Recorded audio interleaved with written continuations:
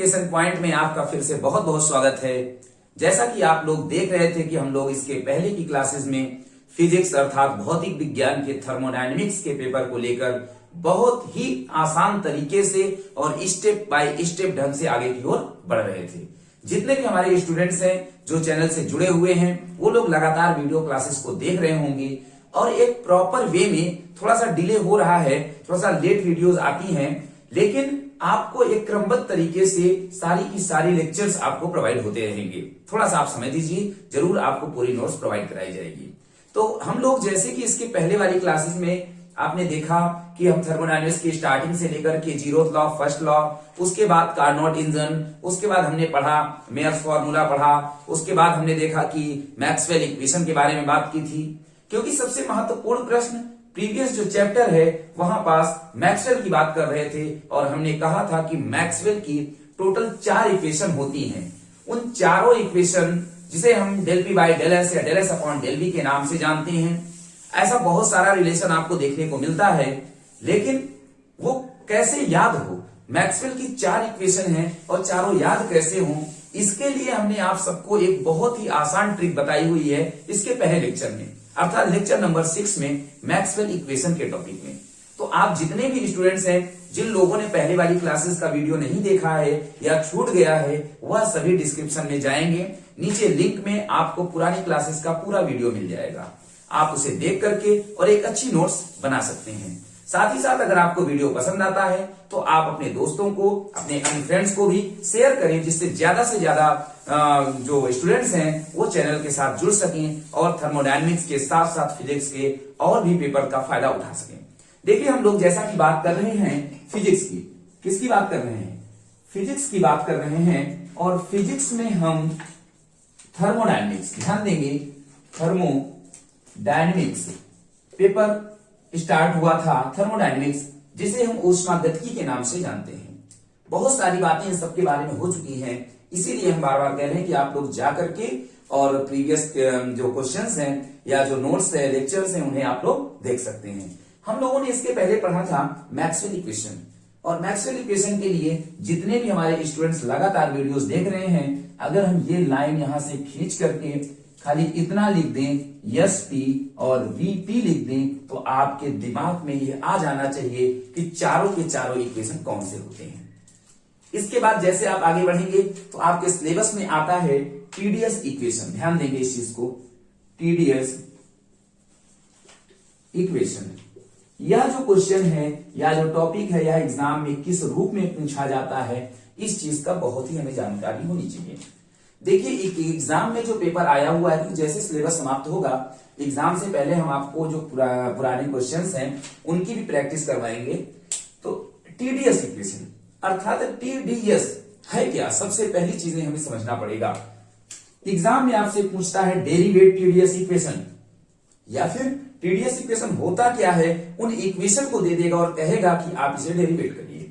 देखिए, T for, जितने भी हमारे स्टूडेंट्स को बताने का प्रयास करें कि टी फॉर क्या होता है, तो आप कहते हैं सर टी फॉर टेम्परेचर होता है, ताप होता है। और डीएस के बारे में बात करेंगे तो डीएस एंट्रोपी की बात होती है। किसकी बात होती है? एंट्रोपी की बात होती है।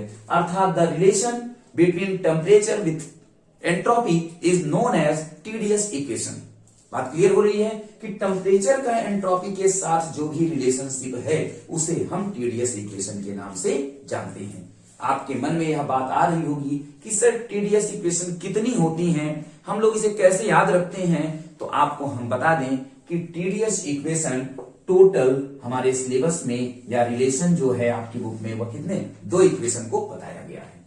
तो सबसे पहले आपको यह जानना पड़ेगा कि ये दोनों इक्वेशन कौन सी हैं। अगर टीडीएस वर्ड यूज हुआ है तो टीडीएस, देखिए जैसे जैसे हम बताते जाएंगे आप उसी तरह इसे देखिएगा तो आपको तुरंत याद भी हो जाएगा। देखिए क्या है टीडीएस, ध्यान देंगे, हमने कहा टीडीएस है, इसका मतलब इसकी शुरुआत भी किससे होगी? टीडीएस। तो ये भी तो टीडीएस है, तो इसका भी नाम क्या हो जाएगा? टीडीएस हो जाएगा। ये तो रही बात लेफ्ट हैंड साइड की। राइट हैंड साइड की जब आप बात करते हैं तो 2 चीजें हमें ध्यान देना है। एक देखिए सीवी डीटी और दूसरे को हम कहते हैं, यहां देखिए दूसरे को कहते हैं सीपी डीटी। दोनों में अंतर ध्यान देंगे और इक्वेशन को याद करेंगे। यहां रहेगा प्लस और यहां रहेगा माइनस। क्या इतनी बात याद हो गई है? हाँ, याद हो गई है। सीवी dt आप मन में याद करिए कि अर्थात सीवी क्या है और सीपी क्या है। ये बात अगर आपको क्लियर हो जाती है कि सीवी और सीपी क्या है तो हम आगे बढ़ पाएंगे। देखिए, प्लस या माइनस के बाद का जो रिलेशन है वह आपका होगा टेम्परेचर के साथ। किसके साथ? टेम्परेचर के साथ, अर्थात दोनों में होगा T। उसके बाद आप देखेंगे del P by del T क्या हो जाएगा? Del P upon del T हो जाएगा और दूसरे में जो है वह del V upon del T हो जाएगा। ध्यान देंगे, del P upon del T and del V upon del T। यहां देखिए, प्रेशर है, टेम्परेचर है, कमी किसकी है? तो एट कांस्टेंट वॉल्यूम हो जाएगा और दूसरे में एट कांस्टेंट क्या हो जाएगा? प्रेशर। इसी तरीके से आपको ये मिल जाएगा dV और dP। इन्हीं दोनों इक्वेशन जो है ये सबसे इंपॉर्टेंट है, इंपॉर्टेंट लगा लीजिए आप। ये आपका ASU में जो है इलाहाबाद स्टेट यूनिवर्सिटी के अंतर्गत यह क्वेश्चन अल्टरनेट लगातार पूछा गया है। तो आपको ये याद हो गया होगा। अब हम लोग पढ़ेंगे इसका डेरिवेशन, एक एक करके इस इक्वेशन का डेरिवेशन पढ़ेंगे। तो आप इसे नोट डाउन कर लेंगे। याद करने का तरीका TDS TDS, CV dt CP dt, T T, del P by del T del V by del T, dV dP at constant V at constant P। ठीक है, CV और CP क्या है बार बार बता चुके हैं सभी लोग, प्रीवियस जो वीडियो हमने देखें और CP और CV के कॉन्सेप्ट को क्लियर करें। चलिए हम लोग देखते हैं इसके डेरिवेशन को। तो हम लोग देखेंगे कि हाँ, इसके डेरिवेशन में किन बातों का बहुत ही महत्वपूर्ण ध्यान देना है। सबसे पहले आप इक्वेशन देखिए, यही पहली इक्वेशन थी TDS बराबर CV dt plus T del P by del T at constant V dV। अब देखिए इसका डेरिवेशन हम कहां से स्टार्ट करेंगे, ये बहुत ही महत्वपूर्ण चीज है। सबसे पहले हम लोग मानेंगे लेट S मतलब क्या? Entropy. S is the function of T and V, अर्थात एंट्रोपी को टेम्परेचर एंड वॉल्यूम का फंक्शन मानेंगे। इसका मतलब S is the function of, that is S equal to F bracket में T इंटू V हो जाएगा, T कॉमा V हो जाएगा। और फंक्शन के डिफरेंशिएशन में हमने पहले बात की है कि एक बार जो भी हम लोग फंक्शन लेते हैं वह दिए गए दोनों वेरिएबल के साथ एक एक बार वेरी करता है। देखते हैं, तो देखिए ds बराबर F और T इंटू V हो जाएगा। तो देखिए इसका डिफरेंशिएशन करिए, ds तो एक बार F T के साथ एट कांस्टेंट V, तो देखिए del S upon del T at constant V और dt दोबारा यही S V के साथ del S upon del V at constant T dV बन जाएगा। देखिए दोनों तरफ हमें क्या लाना है, ये बात बहुत महत्वपूर्ण है कि TDS लाना है। तो मल्टीप्लाई, इस ds में कितने का मल्टीप्लाई कर दें? T का मल्टीप्लाई कर दें तो लेफ्ट हैंड साइड आ जाएगा। देखिए T से करेंगे मल्टीप्लाई बोथ साइड, तो इधर बन जाएगा TDS, T यहां आ जाएगा और T यहां आ जाएगा, जिसे हम इक्वेशन 1 नाम देंगे। देखिए अगर आप पढ़ चुके हैं कि एट कांस्टेंट जो भी चीज कांस्टेंट लेते हैं उसका डिफरेंशिएशन 0 होता है। जैसे एट कांस्टेंट वॉल्यूम तो dV 0, एट कांस्टेंट टेम्परेचर तो dt 0, एट कांस्टेंट प्रेशर तो dP इक्वल टू 0। तो हम लोग इसे लेंगे एट कांस्टेंट वॉल्यूम अर्थात dV की वैल्यू 0। तो आप बताइए ये वाला टर्म क्या हो जाएगा? 0 हो जाएगा। तो देखिए T और ds एट कांस्टेंट क्या है? V है, T del S upon del T dt at constant V और ये वाला क्या हो गया? 0 हो गया। देखिए अब क्या होगा, ये वाला dt इस ds के साथ नीचे आएगा, तो T ds अपॉन में dt इंटू V इधर बचा इतना, इक्वेशन नंबर 2। इसके पहले भी ये कई बार डेरिवेशन हो चुका है। थर्मोडायनेमिक्स में हमने बताया था कि ds by dt del S upon del T के इक्वल होता है। ये बातें यहीं से क्लियर हो रही है। देखिए ना, ds upon dt equal to del S upon del T। अब देखिए हमें लाना क्या है? CV dt, और CV क्या है? आपने वीडियो देख ली होगी पिछली कि CV is the specific heat at constant volume. हमने आपको बताया कि CV is the specific heat at constant volume and CP is the specific heat at constant pressure, जिसका फॉर्मूला CV बराबर T ds upon dt at constant V होता है। तो आप देखिए दोनों समीकरण को देखिए, इसके जगह में हम लोग CV लिख सकते हैं। तो from equation and third 2 and third से जब आप देखेंगे तो CV बराबर कितना? T del S upon del T at constant V हो जाता है। समीकरण 1 देख कितना बड़ा इक्वेशन था। यहां हमें जरूरत थी, क्या जरूरत थी? T del S upon del V की, और इसकी वैल्यू आ गई CV। तो हम लोग आएंगे इक्वेशन नंबर 1 में और पूरी वैल्यू को उठा करके जब यहां रखना शुरू करेंगे तो आएगा TdS बराबर CV dt plus T del S upon del V at constant T dV। अब हमें ये ध्यान देना कि लाना क्या है, ये भी आ चुका, ये भी आ चुका। यहां देखिए, यहां थोड़ा सा गड़बड़ है, ध्यान देंगे, यहां थोड़ा गड़बड़ है। T del P by del T लाना है हमारे पास T del S upon del V।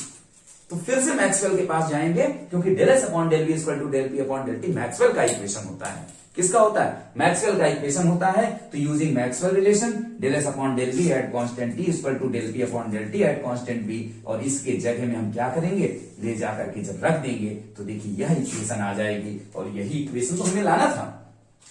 कितना आसान तरीका है, सभी के सभी स्टेप क्लियर होने चाहिए। और ये स्टेप अगर आपको क्लियर हो रहे हैं, आपको अच्छा लग रहा है, आपको वीडियो समझ में आ रही है, तो ज्यादा से ज्यादा इस वीडियो को, इन क्लासेस को अपने फ्रेंड्स के पास शेयर करें और चैनल को सब्सक्राइब करके उसके साथ सब लोग जुड़ें। चलिए इसे आप नोट कर लीजिए, हम इसके सेकेंड पार्ट की ओर बात करेंगे।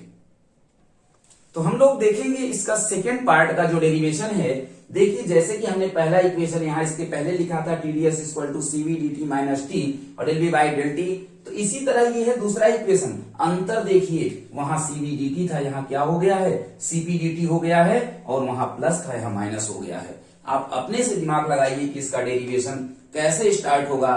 तो कहेंगे सर हाँ, एंट्रोपी को फंक्शन मानेंगे, टेम्परेचर एंड प्रेशर का फंक्शन मानेंगे तो डिफरेंशिएट करेंगे, डिफरेंशिएट करेंगे तो T से मल्टीप्लाई करेंगे, T से मल्टीप्लाई करेंगे तो लाना क्या है, CP dt, CP का फॉर्मूला रख देंगे। और जैसे CP का फॉर्मूला रखेंगे तो मैक्सवेल की जरूरत पड़ेगी, क्योंकि यहां लाना है माइनस, और मैक्सवेल का तीसरा इक्वेशन और दूसरा इक्वेशन कहता है कि माइनस होगा। चलिए बात करते हैं हम लोग यहाँ पे, S is the function of temperature and pressure, इसका मतलब S is the function of T and P। करिए ना differentiate, ds equal to del S upon del T at constant P dt plus del S upon del P at constant T dP हो जाएगा।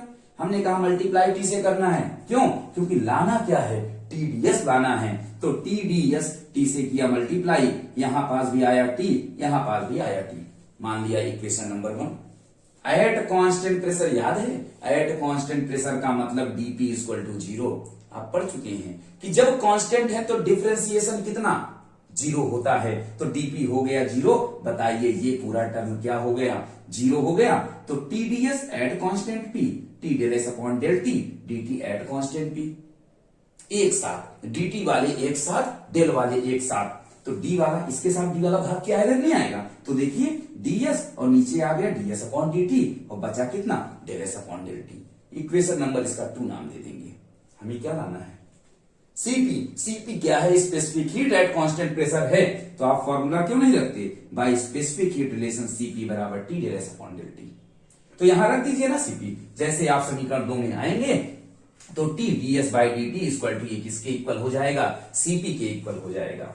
अब आप आएंगे equation 1 में, देखिए जिसकी जिसकी जरूरत थी आप पूरी वैल्यू को जब पुट करेंगे तो इक्वेशन नंबर 3 बनेगा। क्या हमारा डेरिवेशन आ चुका है, जरा मिलाया जाए। TdS हाँ आ चुका है, CP dt आ चुका है, लेकिन मैटर फंसा है, प्लस आया है माइनस। हमें देखिए गड़बड़ है, थोड़ा सा गड़बड़ है।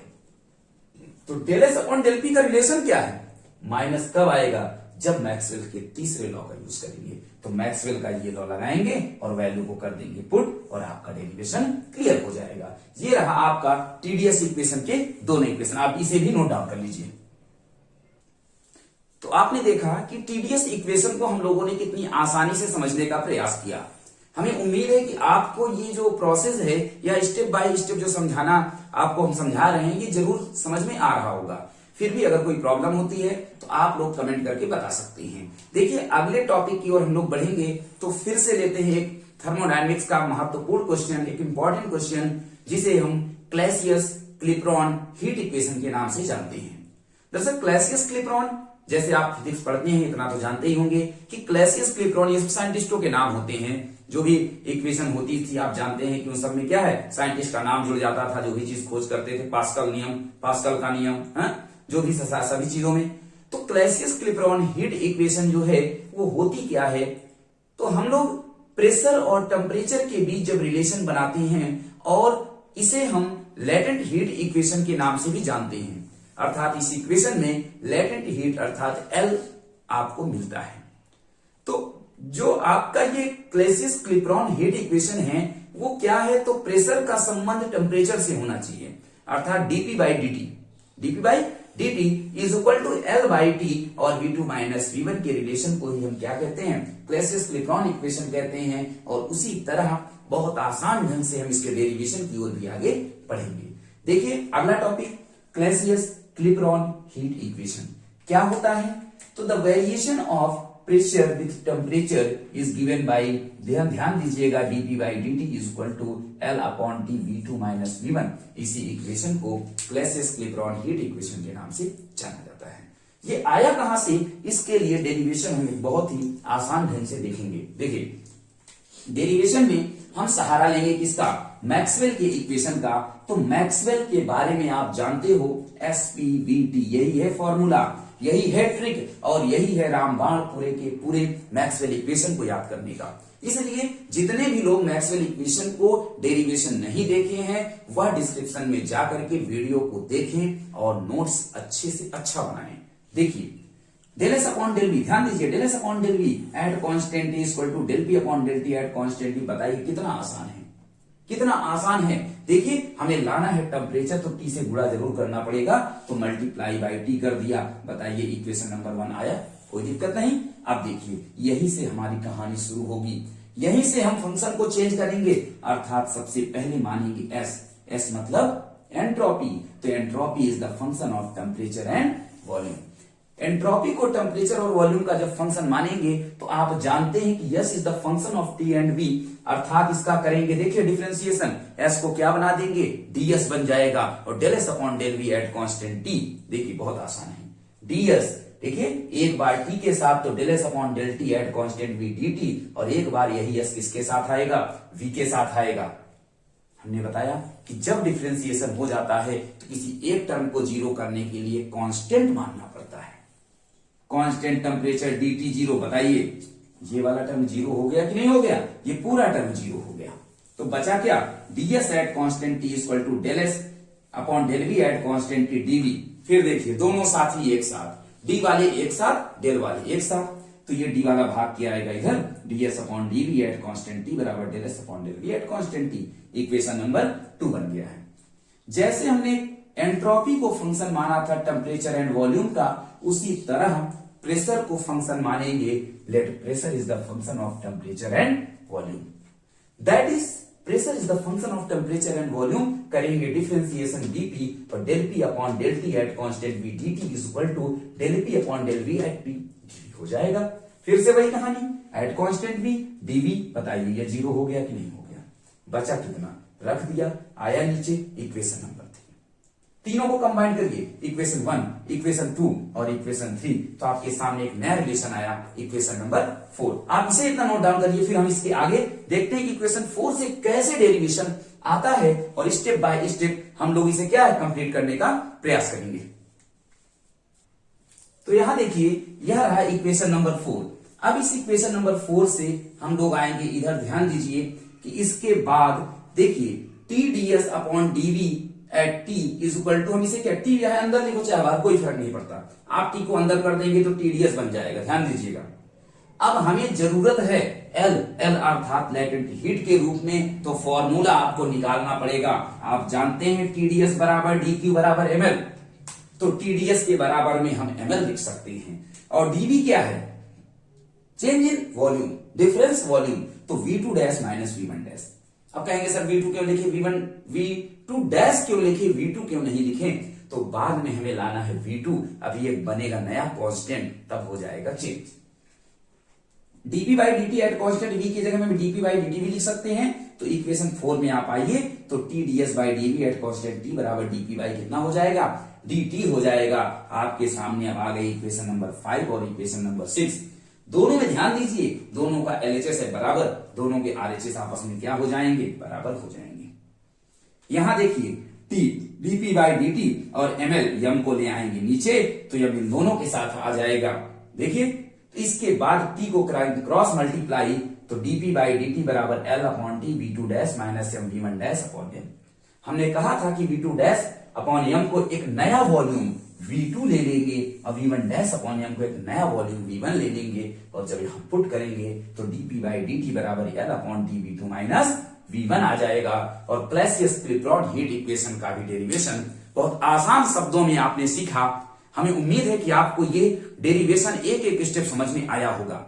अगर आपको वीडियो पसंद आ रही है तो आप चैनल को सब्सक्राइब करें, चैनल से जुड़ें और ज्यादा से ज्यादा अपने फ्रेंड्स को शेयर करें जिससे उन्हें भी यह सब बहुत ही आसान तरीके से मिल सके। ठीक है, तो हम लोग मिलेंगे अगली वीडियो में अगले एक नए टॉपिक के साथ, बहुत ही एकदम कंसेप्चुअल तरीके से। तो आप लोग इंतजार करेंगे अगली क्लास का। तब तक के लिए नमस्कार।